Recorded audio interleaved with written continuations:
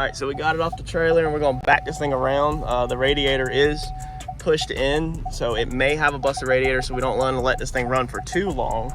But I want to get it around here so I can go ahead and get this thing on the charger and start conditioning this battery, and then just kind of look it over. The coolant overflow does have coolant in it, but it's definitely bent in half. So we got to see what's going on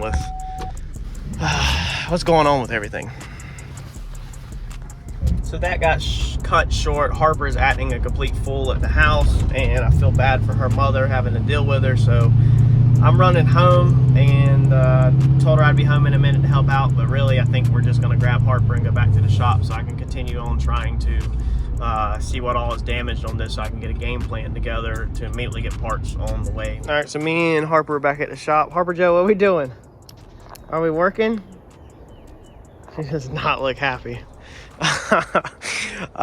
It looks like this thing caught every freaking thing right here in the center, but I don't, yeah, no, it pushed, definitely, it bent the radiator and everything back, but I don't know if it's busted. So we're gonna get this stuff broke down. It's definitely busted, the whole header panel, sadly. Don't know if I can pull that back out and make it work. We're gonna get this grill stripped down and try to get this bumper off and assess the damage.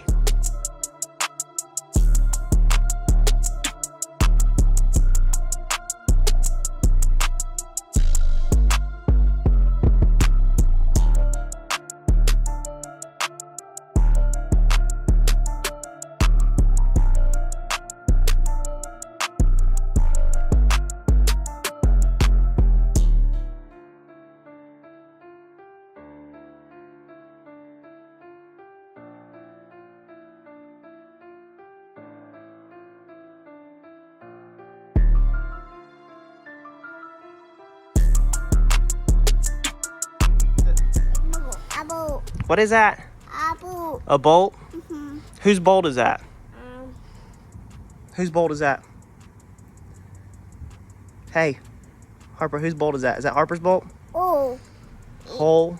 Mm-hmm. Whose bolt is that? All right, so we got this broke down, and I'm really, really, really happy with this damage. Like, really happy. Yeah, she's got her bolts. So we have end of the frame damage, but nothing damaged like you would expect, or I mean nothing like you would think would be bad. So all it is it's just kinked right there where this tow hook just went up. So literally just a walk in the freaking park, man. We'll probably take a sledgehammer this week. I can't do it with Harper here because she will freak out, and we will beat the piss out of this to get this to roll back right, probably, or I don't know, maybe put it on the frame machine and see if we can pull it down somehow. I need to order a pulley for the frame machine to make downwards and upwards pulls. This side looks straight, it's good. Haven't made it to my radiator yet. Unbolted all this. Got to look up the cost on this, but I bet this little guy right here across the top, I bet this thing's expensive. Normally these are. So it's aluminum, it's only damaged right there. We will probably be yelling for Mikey to weld this back together to save us some money. So we'll probably put this on the frame machine and pull this forward. We'll put the latch back on here and pull this forward to where the latch needs to set. You can already see right now that it didn't bend the hood, it bent the hood latch mechanism thing. So we'll either need to hook a chain to that on the frame machine and pull that back forward, which will probably be our best bet because that should pull easily, or replace it and then get us a good hood latch. Our hood latch is a little damaged. I don't know if it's usable yet, but it's common on these things to get damaged like this. So if you look down inside of this thing, it's actually bent on this side, and that's making this touch this. So the thing's kind of like, the whole thing's kind of bananaed. Even though it looks straight right there, it's just twisted in here. So if these aren't too expensive, we'll just order another latch. That way it opens and closes smooth. Besides that, let's see here.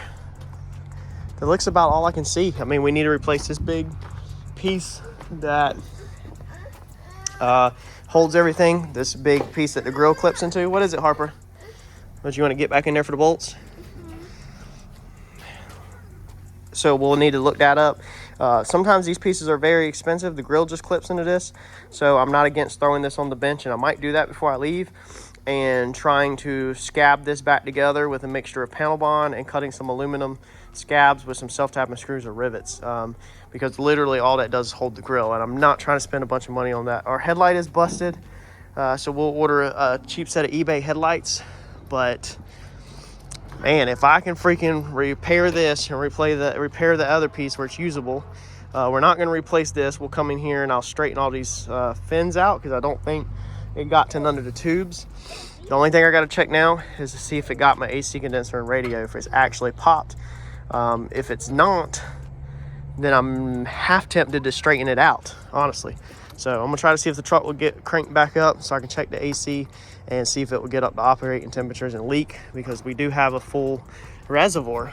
So it's my truck, you know, I'm not against this, but probably the best thing would be to do is probably take this AC condenser sadly all the way out, lay it flat on the ground where we can get our 2x4s to sandwich it and straighten it out. But again, it all depends on the cost. So this is just me brainstorming to y'all out loud to get started. So that's the front end. Let me get it cranked and get it running again, and we're going to check to see if we got AC and if the coolant's popped, and we're going to air these tires up correctly, and we're also going to probably go ahead and wash this thing so we can assess the damage on the outside. We do have a busted windshield. I guess that's from when the airbag deployed, which that's basic.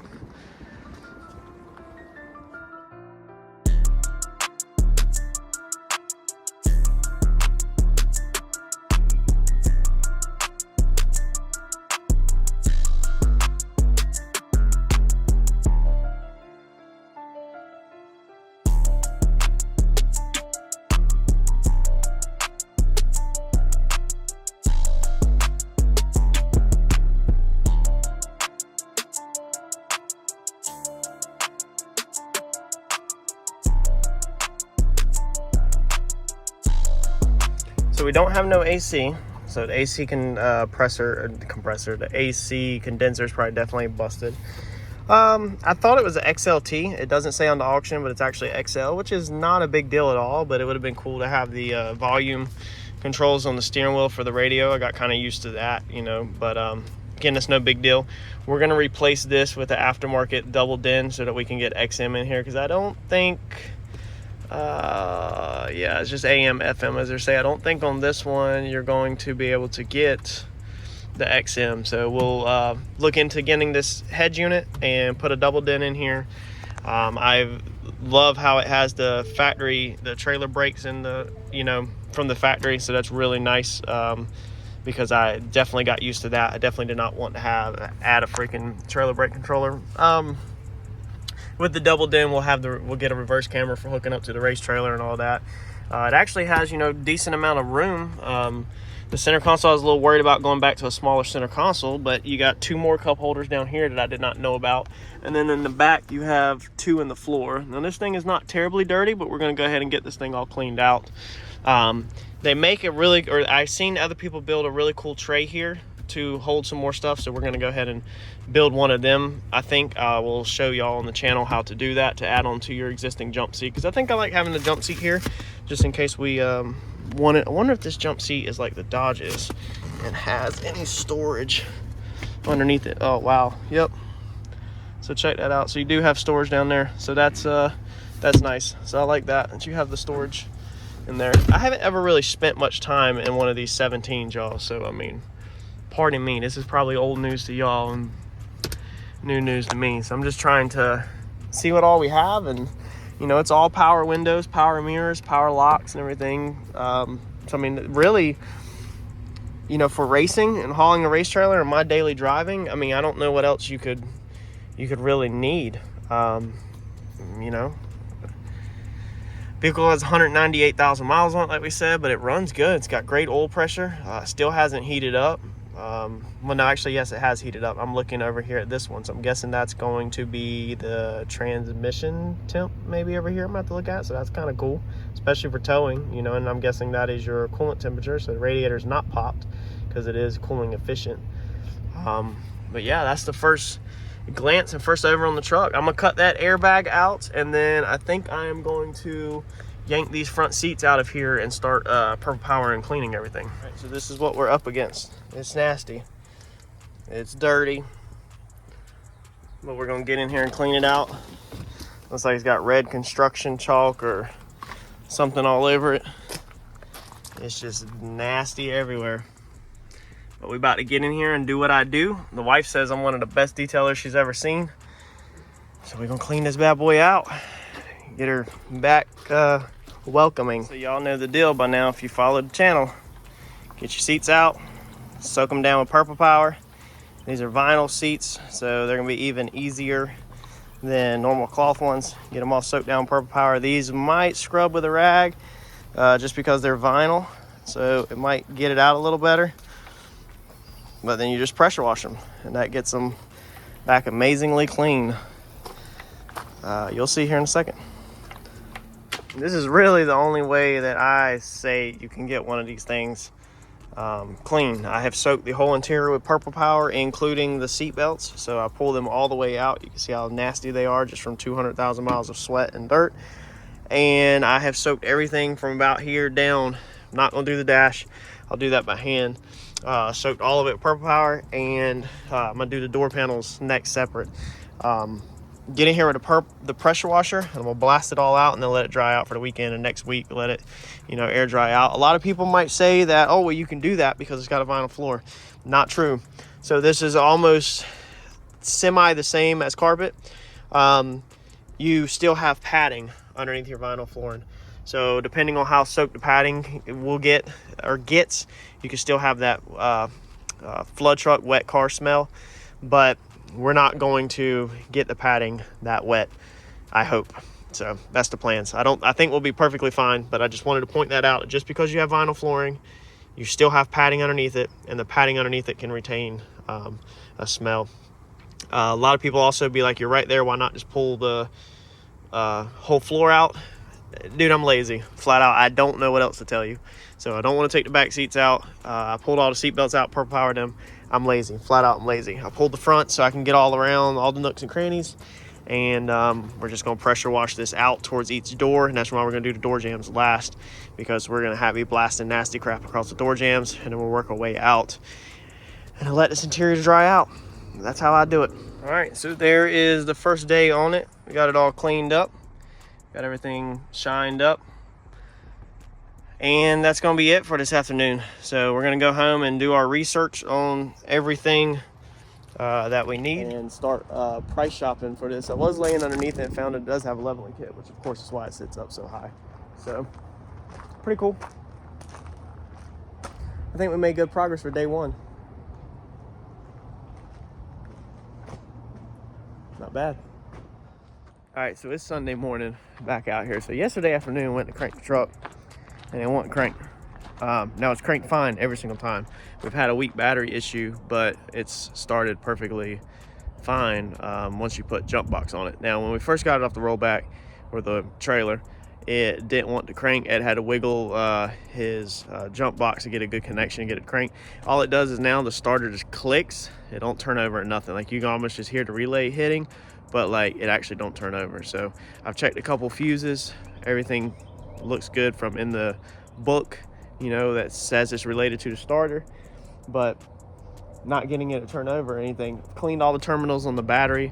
Battery's charged up to like 95% overnight, and still won't hit a lick this morning. So guess I'm about to go underneath the truck and check all the starter connections. If y'all have learned enough about me, electrical is my absolute nightmare. So I know the truck runs fine. I know it has no issues. No, it sounds good and everything. It's just something's going on now all of a sudden out in the middle of nowhere with electrical. Didn't change anything. This started actually before I started cleaning the interior. So I went to crank it right before yesterday before I decided to clean the interior.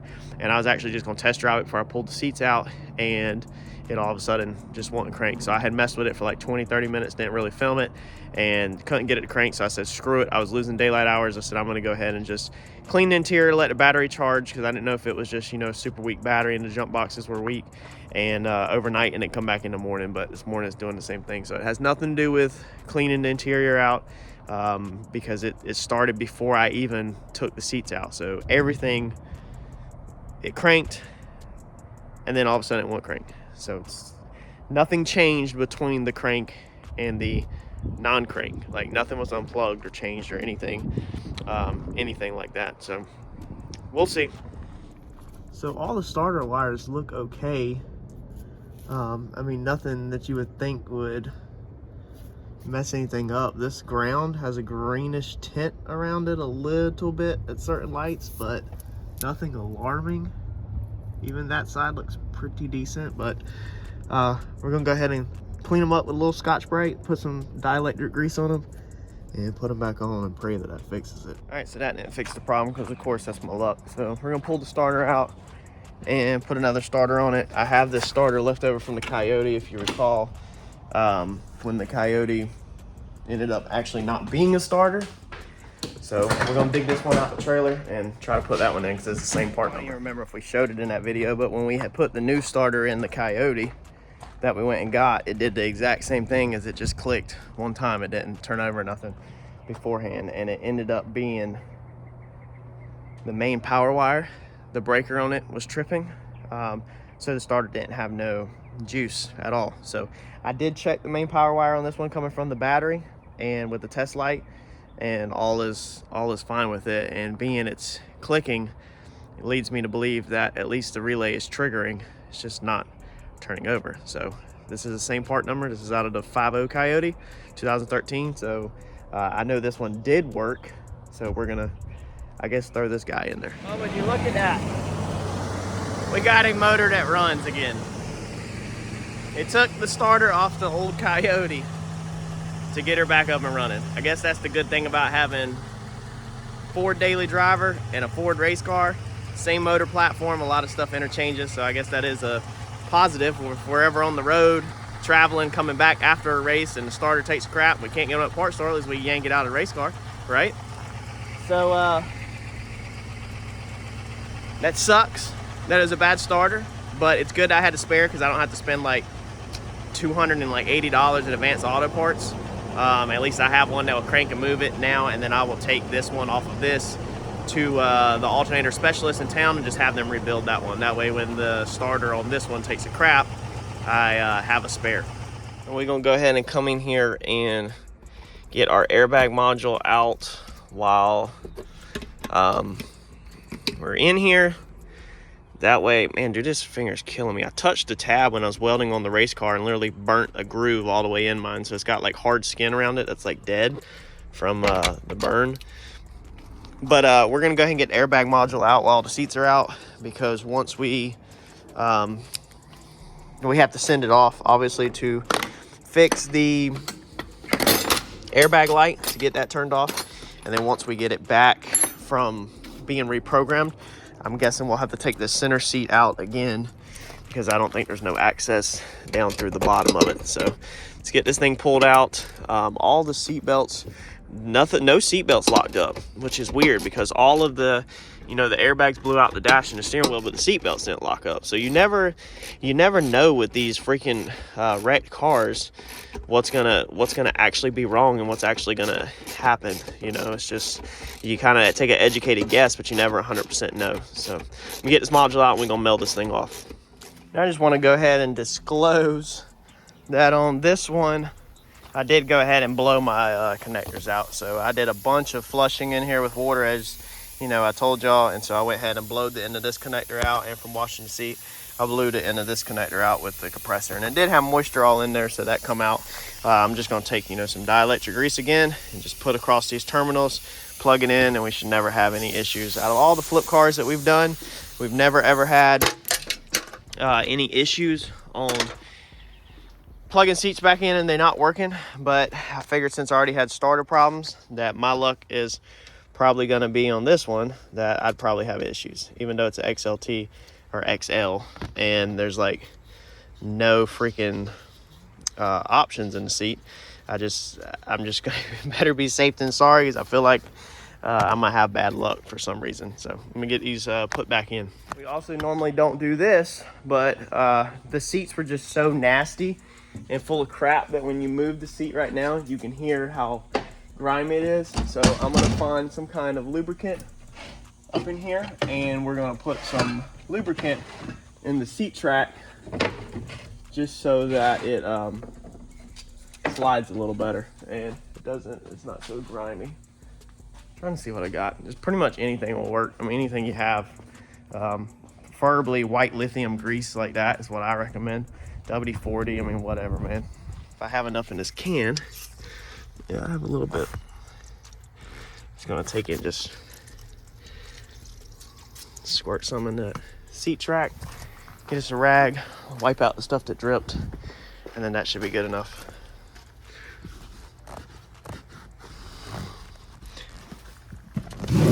You can just hear how sandy and nasty them seat tracks are. All right, so test driving this thing just to see how it drives. Of course, you're running the geese in the way. North Chase problem here in Wilmington.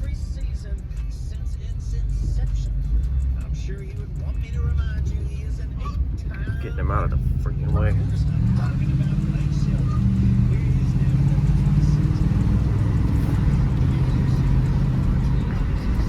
Feels good. I mean, I had to turn around and come back. I had the hood bungee cord down because it don't have a latch on it, and so I had to turn around and come back and put a ratchet strap on it. Let's turn this down so we don't get no copyright.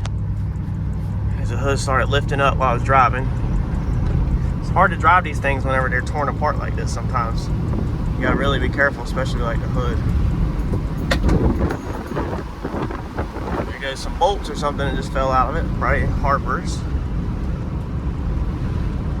So yeah, it feels good. Shifted all through the gears. I think we're good to go.